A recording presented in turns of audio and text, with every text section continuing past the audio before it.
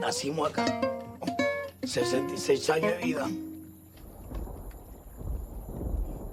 Lo que debe sentir la persona que esté viendo lo que aquí está pasando.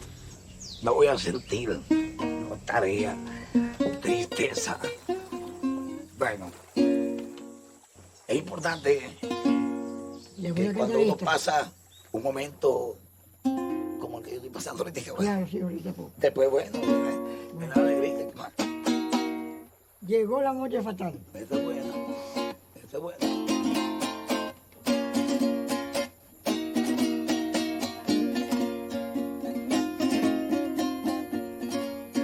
Llegó la noche fatal, noche de agonía para la Venezuela.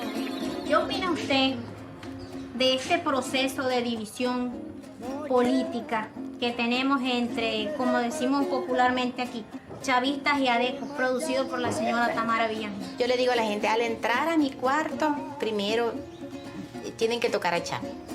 Y el que no lo quiera no puede entrar, porque ¿por dónde va a entrar sin tocarlo? ¿Ah? Ahorita la sedimentación nos está matando a todos. Ante todo por la plaga, por la rata, por muchos insectos que se van acercando hacia los palafitos. Pero la sedimentación sí nos está afectando muchísimo, porque la gente está emigrando, Congo está quedando solo. Y es algo que nos aterra. Y Congo tiene poco tiempo ya. El tiempo de Congo es muy corto de vida.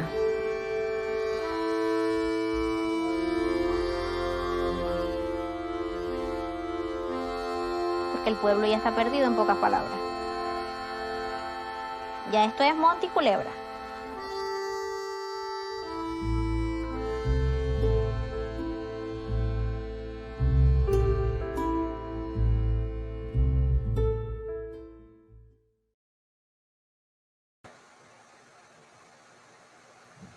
Great. Yes. Well, welcome everybody. My name is Raúl Niño Zambrano, and I'm one of the senior programmers of ITFA, the International Documentary Film Festival, Amsterdam. And today I am joining here to have a conversation and be the moderator of an evening with director Anabel Rodriguez Rios and DOP, Director of Photography, John Marquez, from the film Once Upon a Time in Venezuela. I think when we watch films, and especially in places and in roles like mine, that I have to watch plenty of films to make selections, it's always a pleasure to receive this kind of films and surprises.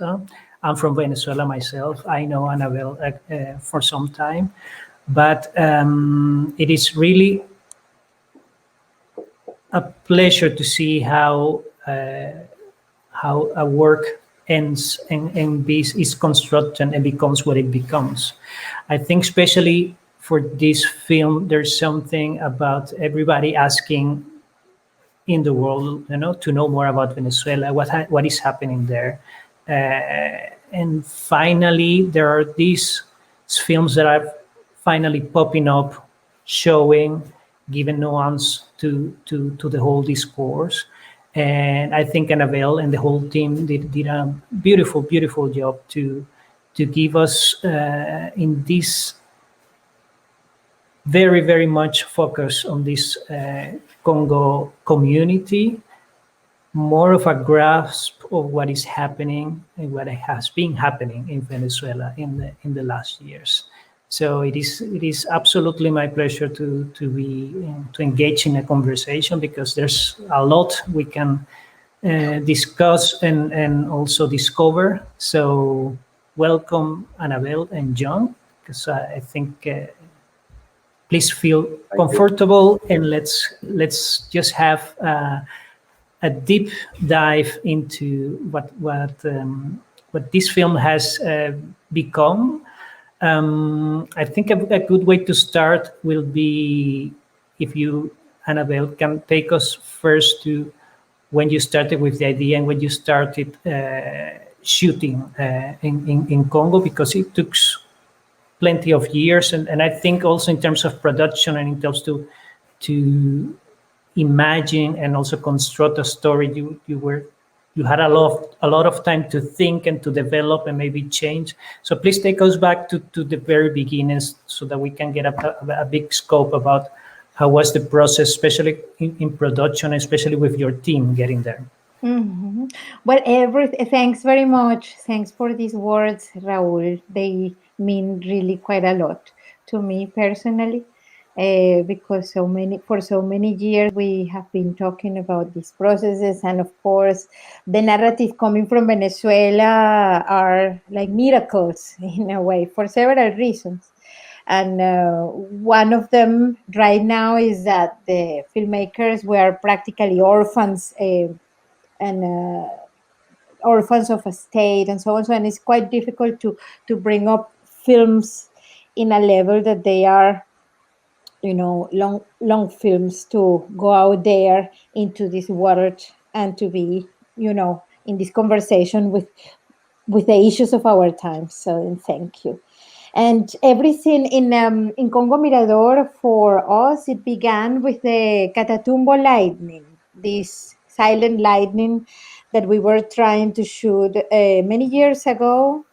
And this gave the opportunity to meet the people. Actually, the people were approaching us, the kids particularly, in those long nights trying to capture this really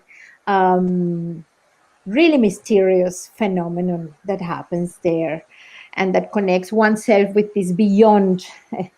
And the kids approached us, and then this brought us to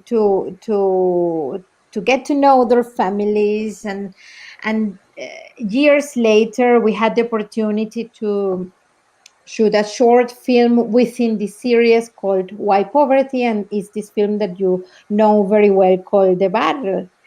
And within the shooting of The Barrel, we learned that this village was turning into a swamp, or sedimentating, which is like the term that they did use.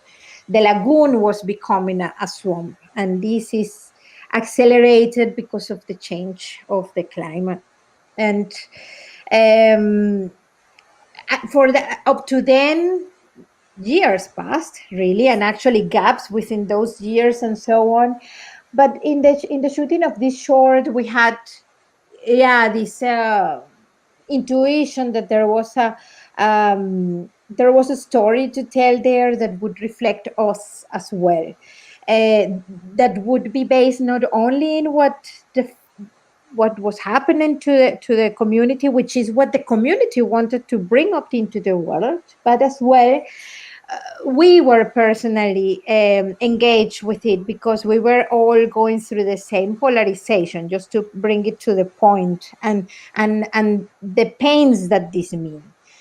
And I began to shoot. It happened that we had some possibilities that were opening, and one shoot became another shooting time. Every time we would be there 2-3 weeks, and fairly soon I did call the Mr. John Marquez here, better known in Venezuela as John of the Jungle, because he's this kind of gifted being that his view has the quality of making.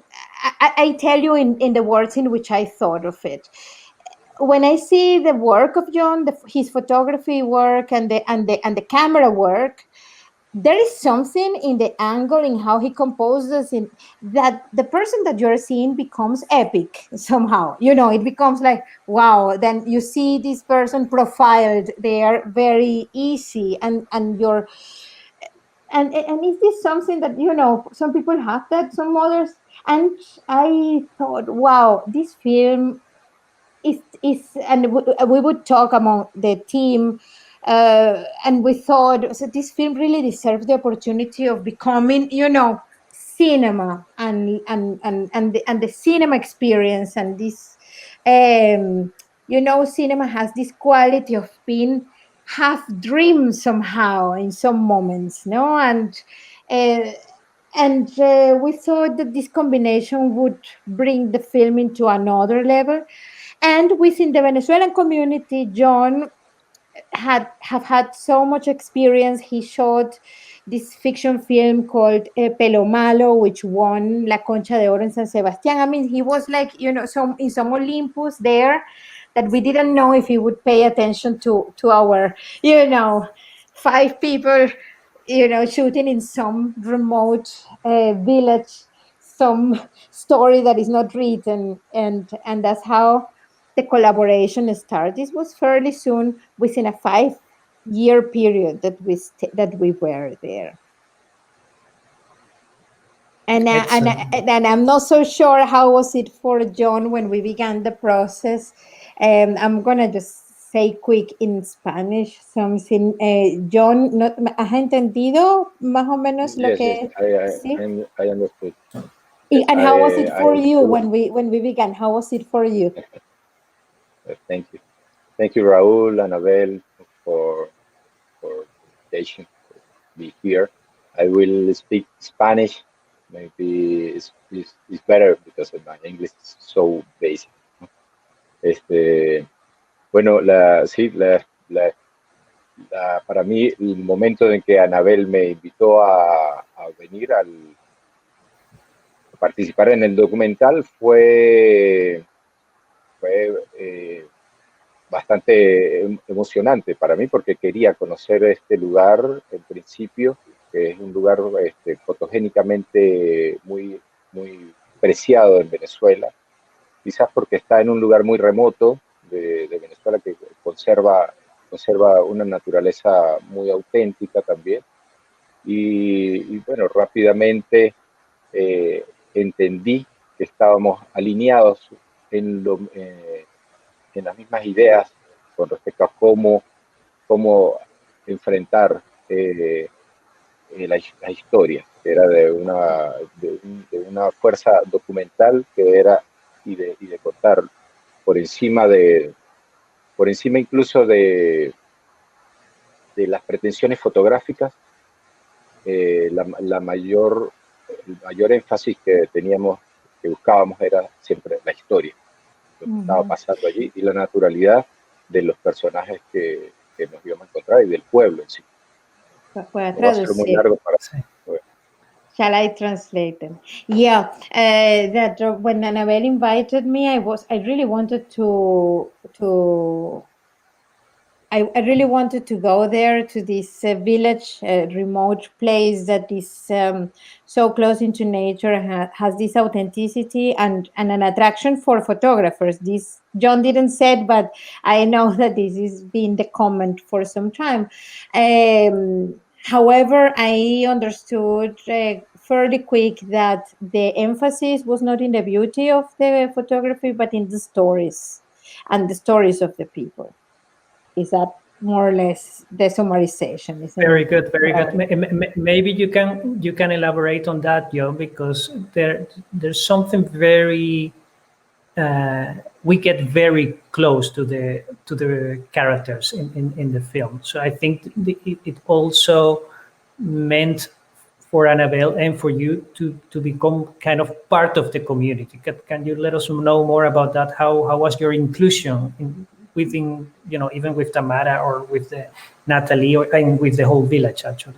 Okay, John, ¿entendiste esta pregunta? Que cómo estuvimos tan cerca de ellos, porque esa es una de las características de la película, que estamos como que tan cerca. So then I would say John could begin to say how he felt it, and then I say it as well. Bueno, yo especialmente tengo un gusto por el documental y por la búsqueda de la imagen de la realidad, ¿no? Y siempre desde mis comienzos, 20 años antes de hacer el documental, como fotógrafo, buscaba siempre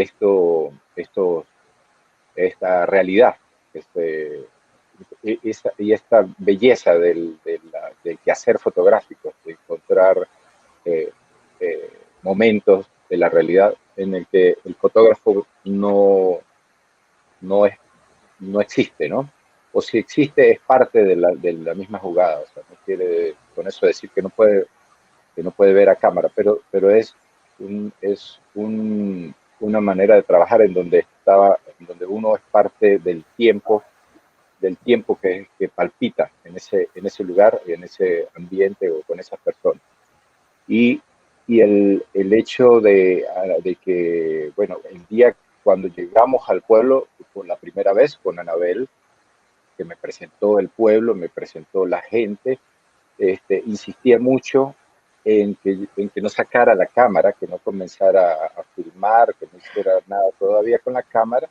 Insistía porque era lo más importante. Primero vamos a conocernos, vamos a conocer a, a la gente y que te conozcan a ti también.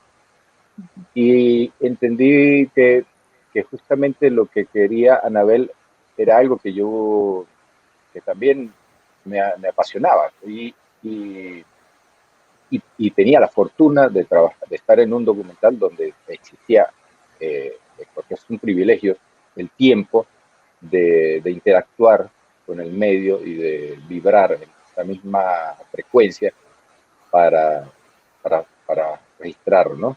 Normalmente en los documentales, aunque son con humanos, bueno, por cuestiones de presupuesto también, o porque no hay tiempo, porque hay una fecha ya estrictas, se, se hace todo muy rápido y uno tiene que aprender, digamos, buscar maneras de invisibilizarse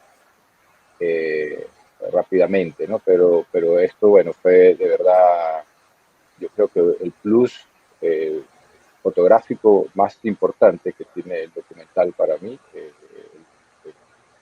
el mérito, digamos, fotográficamente, es eso, el haber podido hacer de la cámara realmente un objeto que no existe. Y de verdad que fue un gusto. Sí, bueno, I'll try to summarize this. John says, well, for 20 years in my exercise as a photographer and as a camera DOP and so on, I've been trying to look for a way of relating with reality in a way that, I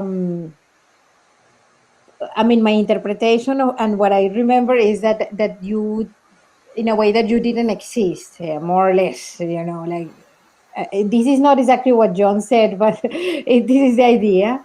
And he was saying something interesting is that when he first came, which is I had already a time in which I knew the people, some people and some of the families and so on.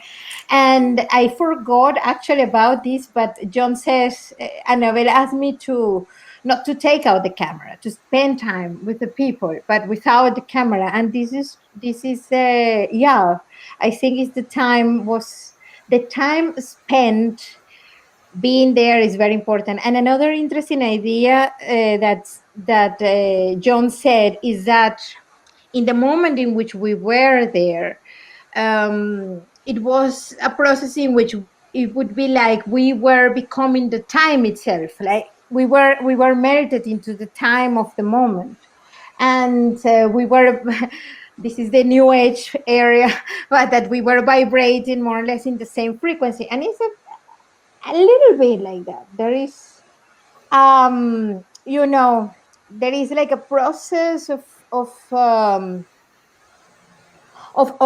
how we were in the space. This was like in the present, even if we didn't know each other for a long time. But of course, it helps that we got to know the people beforehand, and there is lots of communication that is maybe more superficial that already had that had already passed. So then there is a change in how our presence is, and then this idea that John is saying, I didn't think about it this way, but I find it quite interesting and profound, actually, that, you know, how your presence somehow becomes, by becoming the time of the space in which you are, you is as that there is another person there, and you here, you really become part of one same thing, one same phenomenon that flows.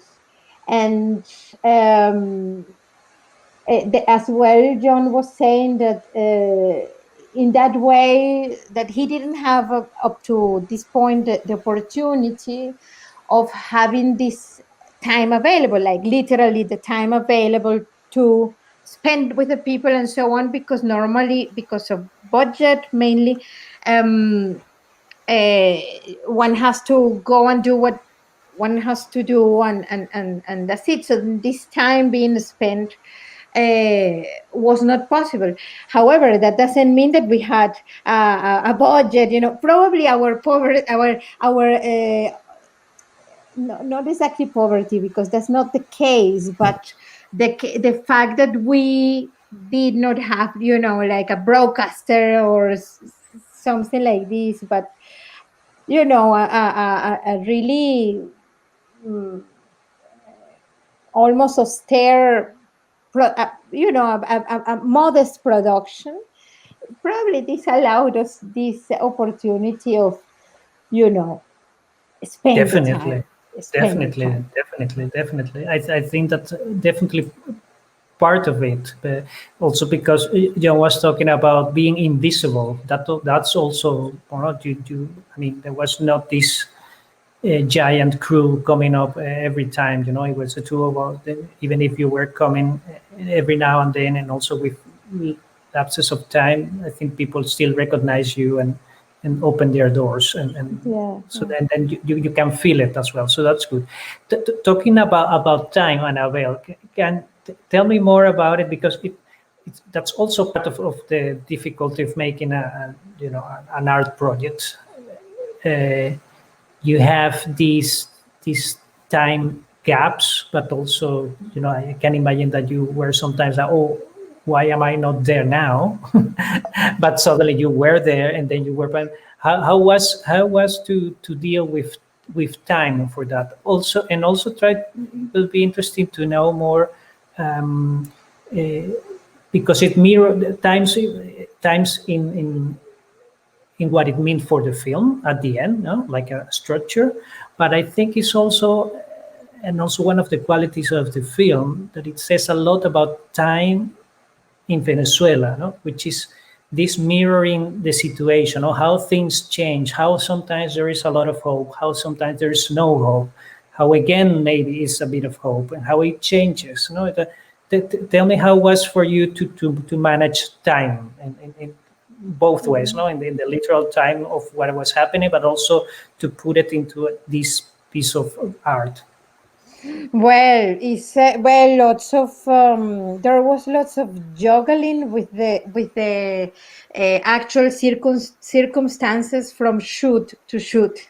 Um, First of all, there is the fact that I am not living in Venezuela practically since the beginning. I mean, there's been this instability of being between countries, and there was a point in which I was just like decided to stay here in Austria, where I live now.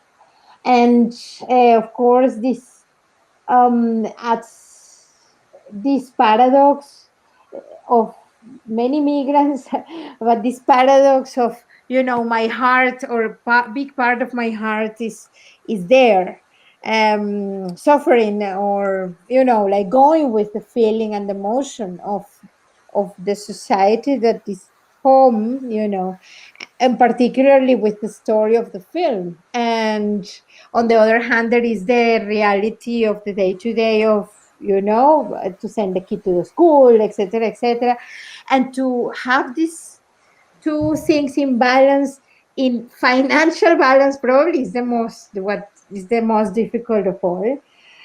And then there is the storytelling enormous challenge, because of course there is the reality happening. One wants to shoot everything, and fortunately, for a long time, John was still in Venezuela, and there was this possibility of together with the Arsenio Hernandez, who is a guy from Congo who was from the very beginning and up to now together with us creating this piece. He was there, our I don't know how you say in English, like Lazarillo, when you are in the dark and then this person is telling you like where to go. This was Arsenio, and he would tell us this is happening, or this is something else is happening. So, and he would tell us this is a story, and we could prepare for some things, but of course many things we just miss them. You know what I mean? And this of course is like tremendously painful. um and then is when the storytelling challenge comes, which is okay, how to solve the gap and still be truthful to the emotional thread or the story, you know, and at the same time be truthful with a historical facts that are portrayed in the film. So then many things basically didn't make it to the editing because of that reason. And I'm just gonna translate super quick to John to put him into the frame to see what he would like to say about it. Ok, John, mira cómo es esto. Raúl nos pregunta, hablando del tiempo, ¿cómo hicieron ustedes con el tiempo cuando se trataba, o sea, los 5 años en los que estuvieron grabando, pero además en ese periodo de tiempo muchas cosas pasaron que posiblemente no grabaron? O sea, ¿cómo manejaron estas cosas? Entonces yo explicaba, bueno, muchas cosas simplemente las perdimos. John estaba allá, Arsenio estaba adentro y nos decía cómo. Sí. Bueno, yo pienso que también algo que teníamos a nuestro favor durante el rodaje era que parte de la gente del mismo pueblo estaba involucrada con el rodaje, ¿no? Eso, por supuesto, inmediatamente es un plus de confianza para el pueblo, que además son gente muy querida en el pueblo, de la familia Hernández. Y Arsenio fue, además de un excelente ayudante en el equipo de producción, fue como alguien que entendió de qué se trata la cinematografía. Tiene como un instinto y como que le picó ese gusanito de hacer del cine, y de una vez estaba en la misma página que nosotros, y no solamente en el equipo de producción, sino en la actitud, en el set y en el equipo de cámara también.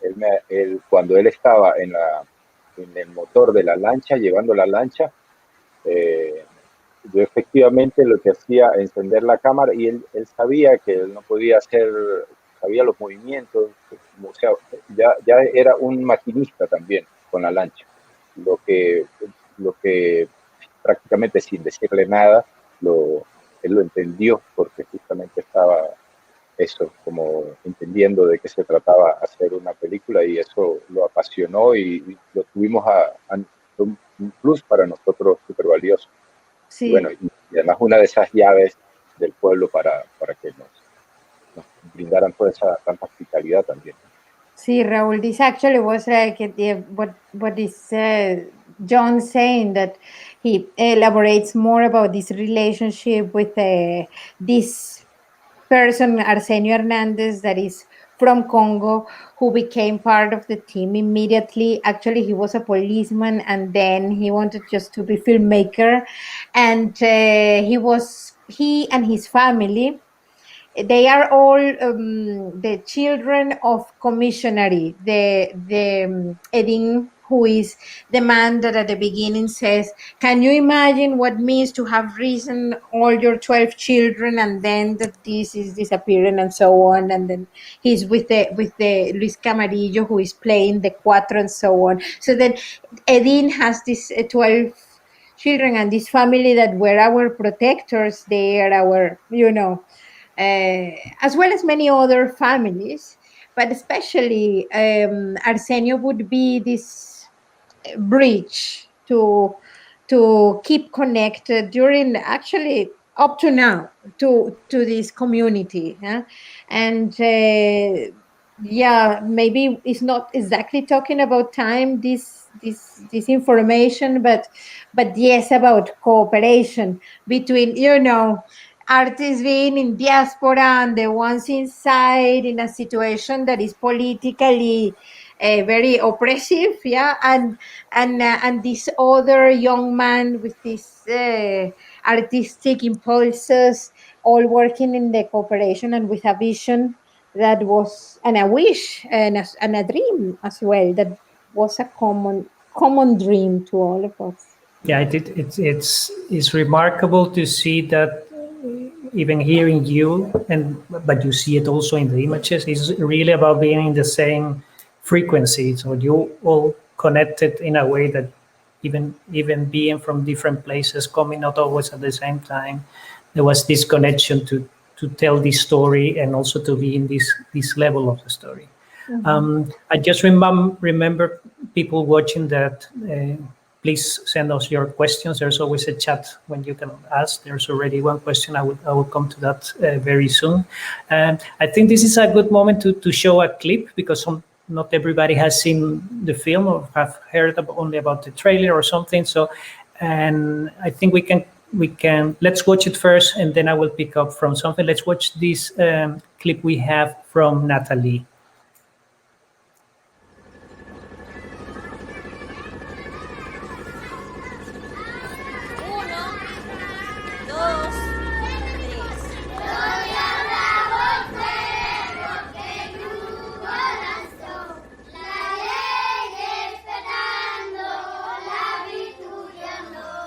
¿Qué sigue de 36? Ahora va 38.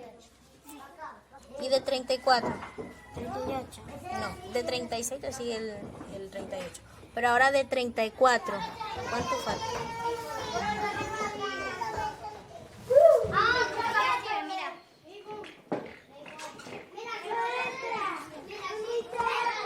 Y me fueron a decir, Natalie, te van a sacar, porque tú estás en un partido y pues quedó otro.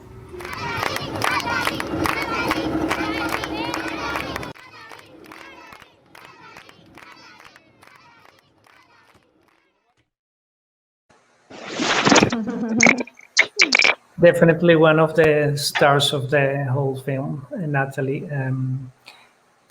Maybe because she's also pointing out in this small sentence, it's good to read this question we got that about how do we think European documentary film industry is receiving themes that are relating to this Bolivarian revolution. I can say I can start because also I receive a lot of things and I see a lot of things. I think people is really curious and that's one of the main things. No, there are not that many films, so there are not that many access to stories. People is really hungry to know more about it, and there are still these stigmas and dreams, and but there's no enough information to really discuss it or say something about it. I think the role here of industry festivals, televisions, it's very important. But I think also the success that, for example, such a film it has been having in the last times, also in so many festivals, it's also a proof that people and also the industry is quite hungry to give platform to these films. So tell me if you have felt it in that way as well, Annabelle. Well, it's difficult for me to say because I've seen several scenarios, and well, first of all, this film would not exist in the dimensions in which it is now. We wouldn't be able to hire a John, for instance, or something, if it was not because of the support of IDFA that is Europe, no? And so in that sense, I find totally fundamental for a Venezuelan filmmaker to be able to create this cooperation with European producers that give access to a world that is seems to be open to hear our stories. So in that sense, I think, yeah, very positive. When I go to other environments, maybe the ones related with the academy, I think that there is a bit of a taboo with the same still, a bit of a preconceived ideas, and it's not so open to, and I say it out of my experience, there's been a little bit of resistance to program the film, for instance, in environments that are more academic. But this is just like punctual experiences here in Europe. It is for me to see within the next year, when I'm hoping that the film is going to be more present within human rights festivals and as well, hopefully, the academy. Let's talk now. Let's go to another um, subject. I think we have been talking about time, about the community itself. One of the things I think you, as a team, also succeeded quite well was also in doing a universal using a universal language, but also to make it a film that can also relate and resonate outside Venezuela. I think more and more, and like watching the film today again, I see it like, I see this community also as climate refugees, for example, no, the where you are tackling even environmental issues. Also about I found it also very interesting about the deterioration of systems. No, it's the community, it's the deterioration of the school, but it's literally the whole community is sinking. No, tell me more about it, but also I will be very interested to hear John about this, because that's something that you see throughout the images as well. No, you see how the houses are becoming deteriorated. You see the swamp. Everything is becoming shallower. Everything is becoming kind of dirtier somehow. And that says a lot about these times. Is that something that was in your mind, Annabelle, first, and then or suddenly you were watching all these things like, wow, here's something as well that we can touch upon. Yeah, well, the first impulse was not so wide, in terms of the world and our times and our system, but certainly it was about trying to understand me, or my family, or the experience of life I have had, having been from Venezuela, which is a society that is being so determined by the extraction of oil as an activity, and without thinking, okay, we are really like these suppliers of the energy that moves this world. No, I didn't think in those terms, but within the development of the story, and overall, now that I see it in perspective, of course, it one so it's being actually a bit of a, like something that really makes you do like, wow, so we really touch here something that is to do with the spirit of our times. So you see here the phenomenon of the polarization, but this is like one symptom. When you think it more in those terms as you're talking, it's really astonishing to see how, with more in a subconscious way, we were touching the last ladder, the last corner of the system, moved by oil, and by portraying this deterioration, we were giving an account of the end of an era, I think, of in English, I don't know if you say era, but of a, this Yeah, sure, whole, sure. yeah. Yeah. So in that sense, yeah, it's an incredible experience to to have found this way of narrating something within a very local and focused story, and really have seen something that is meaningful for our times. Shall I translate a little bit Sure, here? sure. Yeah. John, que nosotros con la película tocamos un asunto que es de Venezuela, sí, pero también es universal por cuanto se retrata el deterioro de un pueblo, pero también es como que de un sistema, porque además es un sitio donde viene el petróleo y qué sé yo. Entonces, ¿cómo lo trabajamos? Em, por ejemplo, desde la perspectiva de la imagen, que se ve cómo se va, cómo ese, o sea, el tema del deterioro es un tema que sí también se desarrolla a lo largo de la película. Entonces, ¿cómo lo ves tú desde tu perspectiva? Yo creo que esto fue en términos fotográficos fue bastante intuitivo y bueno, eh, lo que hicimos durante todos esos 5 años, ya estamos tan adentro del pueblo que no, porque ya como no te das cuenta muy bien, ¿no? De lo que estábamos viendo muy seguido. Claro, después de 4 veces que íbamos, veíamos cómo se estaba deteriorando el pueblo. Es decir, y eso responde, pero me parece que toda esa curva que hay en la historia fue más obra de set y de la sala de edición de lo que se construyó la edición, ¿no? Ujú, ujú. Mhm. See that it was more intuitive than anything, that we were so immersed in the within the village that yes, we were seeing this process, but no, but we were within it, and that he thinks that this is something much more to do with the editing and the process that, well, with Seven, the whole process of editing, this reflection upon what we actually did live in the place. And maybe good to know. Please check your sound, John, because last time I tried to speak closer to the Yes, computer, I think. Yeah.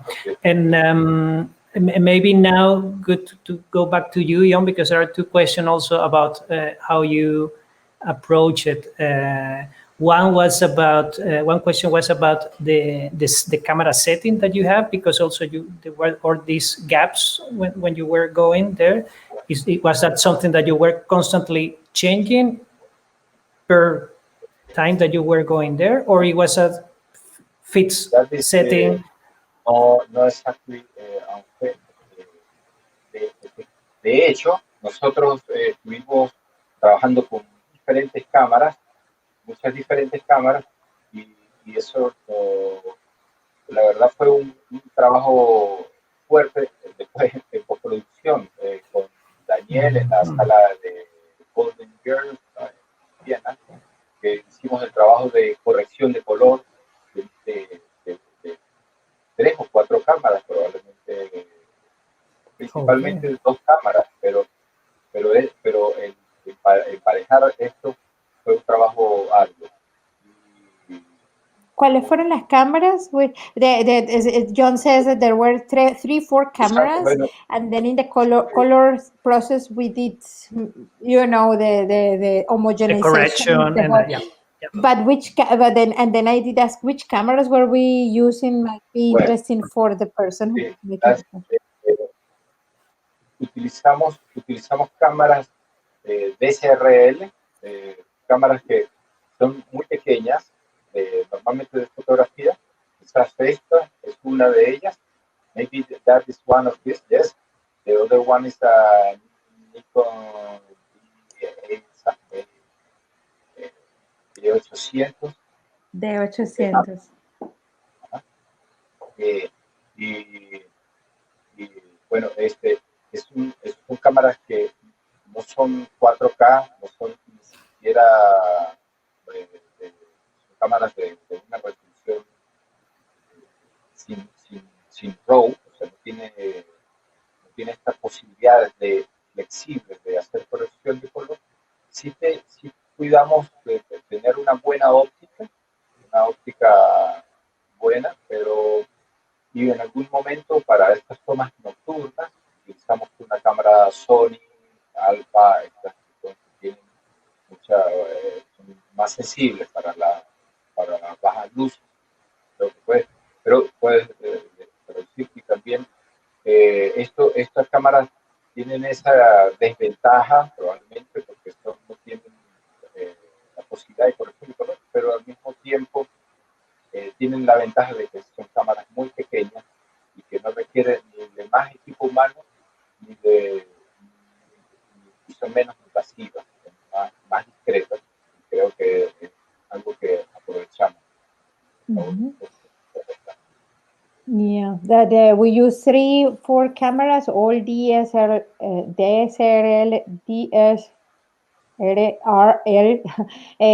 not 4K, but actually 2K cameras. One of them is this that I did show, which is a GH3 and the GH4 Lumix, and as well a Nikon D800.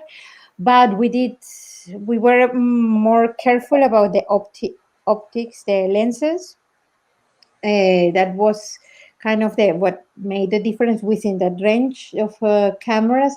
And even though they are not like this high, yeah, like full information digital cameras, but they did allow us to be in these spaces in an intimacy that, because of the dimension, it did help that process. Then what else did you say? And as well for the nights, we did use this Sony A7 that within that range of cameras is very good. It allows to have this crazy ISOs that basically it makes it more sensitive to the low lights. Yeah, this is basically it. And that, of course, in the color, there was a whole work being done with these images, product of Balance. the use of these cameras and the balance of And to make it so- one film, and this we did in here in Vienna with Daniel Pazderka, and yeah. Excellent job. Maybe also following, because it's also one of the questions about the light. There's something indeed like Mira Congo is indeed one of the characters as well in the film. Were there any codes that you shared about what kind of light or what kind of feeling you wanted to bring from the shots from the village, for example? Ujú. Es que si había algún tipo de código de entendimiento sobre qué tipo de sentimiento o de sentimiento, de feeling, de emoción que tuviese la imagen. Sí, bueno, particularmente Congo Mirador es un lugar que ya que genera un estado emotivo, es una fuente de inspiración. Solo estar en un lugar, estás rodeado de agua, en cada casa que estás, estás rodeado completamente de agua, de la luz, no utilizamos ninguna luz extra más que la luz natural del sol, y en algunos momentos de la noche usamos algún bombillo sencillo, tratando de no afectarlo, de no afectar la continuidad de la naturalidad de la luz. Ese espacio ya es realmente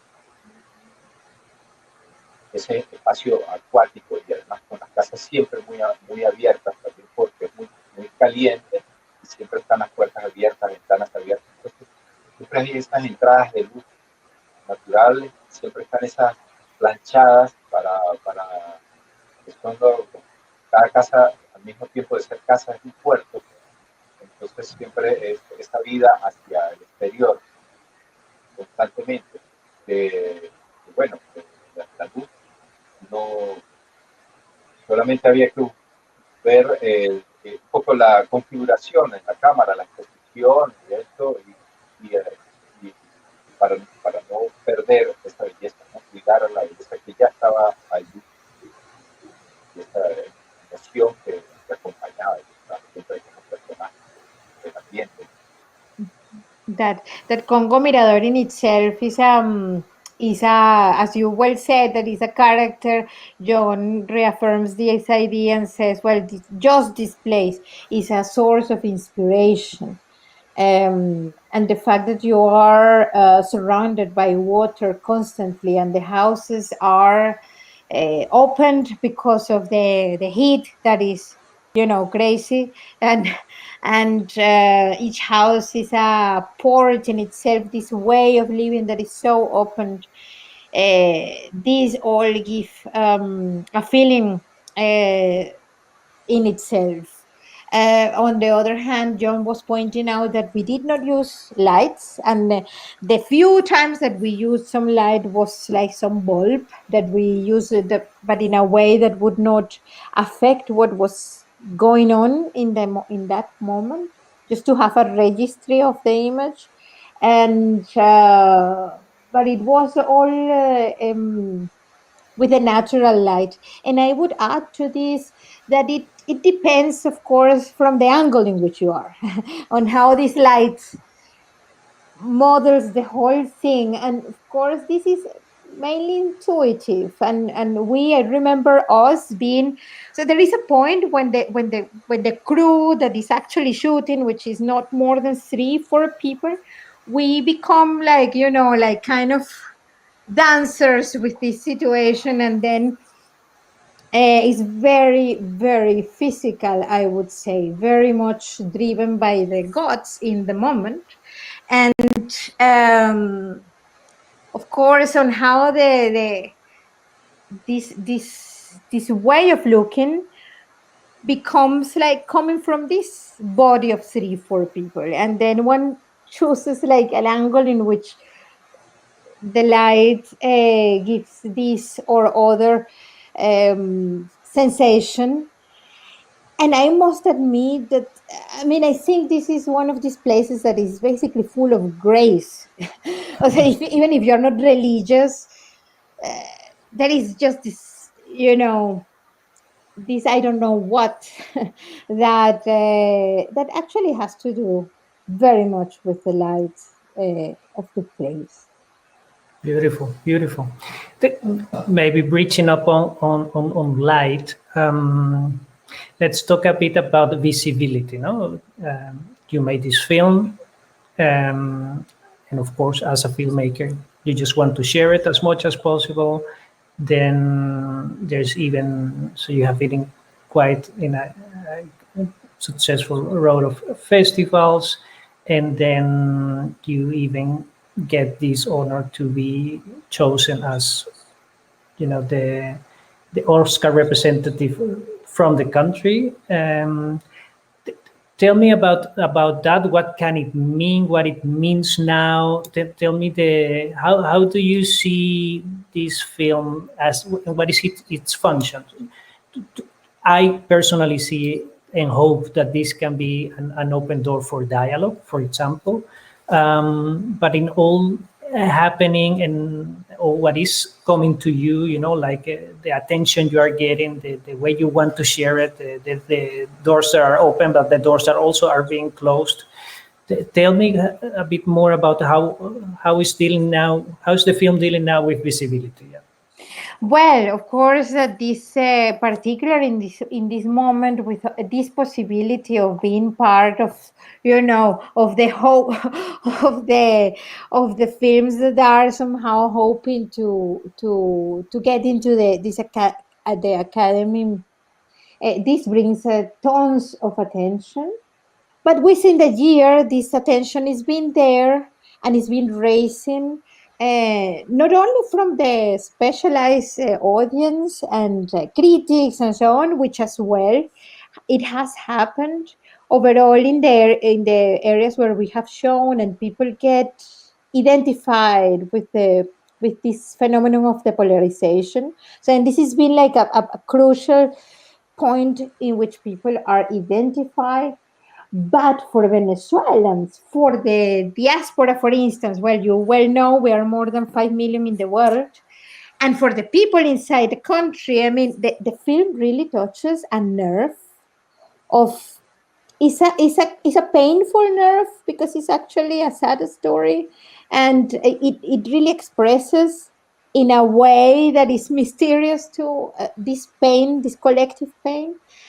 Still, I see that is a place of encounter of the people, and really, and actually this is something I hope for, there is a phenomenon around the film that I think it leads to spaces to dialogue, because the whole country have lost the integrity, the integrity of our history, of our existence, actually. And and there and and, and there is I wouldn't say nationalism is very far from nationalism. It's something more to do with this feeling that has to do with the roots. And of course, to be in this kind of a scenario has somehow united the community. Just today, Raul, I haven't told you, I'm coming from an encounter of documentary filmmakers of Venezuela, and there we were sitting, both of the poles, like the ones that are pro-government, the ones that are against government, the ones that are in the middle, all together in one Zoom meeting, all, I think, touched by, the country is in such a bad state that COVID and the pandemic is just like one thing out of a whole state of devastation, that people are, moved towards talking. I wouldn't say it's the whole society, and there are very complex scenarios overall in the political level, but the film has this, this capacity of putting people of very different scenarios and political backgrounds and political ideologies to come into a conversation. And this is this is almost spiritual. It's really like a way of, it gives a little light, talking about light, into healing. I hope maybe this is just super naive. Well, no. Let's work for hope, to be hopeful. Yeah, I think that's definitely one of the merits of the film. I think it can bring. It is because it is focused in such a community, when everything you can connect. You see the warmth. You see that you took the time to be with these characters. You see the deteriorating effect. There's nothing, you cannot do anything with. I mean, it doesn't matter where you are, you will see it. No? The things are just changing. So I think it will resonate, and it's still resonating. So it's good to see that this can be, and that's the power of film, that's the power of cinema, that this can also help to embrace and to provoke this dialogue. There was also a question about this, like how complicated must have been to show these two sides, like this polarization, which is also resonating not only in Venezuela but in a lot of countries, even here in Europe now, with a lot of right coming up. But and also quite funny that some people is also quite interested about this shot at the governor's house. Maybe you can tell us a bit about that. Ajá, al translate super quick. Hay una pregunta a John sobre cómo entramos a donde el gobernador, y voy a echar el cuento de Javier Arturo, que es increíble. Okay, this is a beautiful story about how one cannot control things and how to be open to the, to the unknown. It can be actually a power as well, or a force, more than a power, a force. And the story there is that, Well, first of all, the governor did this kind of events, which was, with the community, and it was half propaganda, half, well, I don't know what, yeah, good intentions of, or I don't know, but the fact is that he did open these spaces for the community, and there was a possibility that the people of Congo Mirador would go there, and that they got, given the resources to go there. And we actually, what we did was to, get into this gap and follow. But by in that moment, John couldn't come, and he sends his prodigious brother, who is a very talented filmmaker, Javier Arturo. And he says, no, I trust in Javier Arturo. I mean, he goes with you. And I was like, a boy. So for me, a boy, he's a man, but just, I'm a little bit older. So then I was like, oh my God, how are we going to do? Well, in the name of the cosmos, let's go. I just take, the camera one. I'm going to be the camera one, and Javier Arturo, that's the camera two. And we had this secret something that is that we actually didn't use zooms, or we were actually mostly close to the people with lenses that would require that one is close to the people, which was a good human experience and all the rest of it. And I did explain this to Javier Arturo. We are here with fixed lenses. I see that you have a tele, but please don't use this tele thing, and etc., etc. Well, fortunately, he didn't pay. So he didn't follow the rules. And then you see that the only shot that is like this tele, Javier Arturo, like 5 meters away from from the situation. This zoom, like super zoom, plum, puts the zoom there. And, I didn't realize that. And after 1 year of editing with Seb, Seb was, like looking for ways of of uh, of finding in Tamara something beyond this histrionic mask that she's always into, no? In this, out of this role. This was a bit of the problem, because she was always like this, and he was looking for ways of, of touching this human being in the editing. And somewhere there in camera 2 folder, he, after a year when we had already a rough code, we have, and this was like, this is just such a chauvinist story, and it was not clear back then, whatever. And then he finds this in camera 2 folder, camera 2. He took the time of seeing one by one, and he sees this, and he was like, look at this.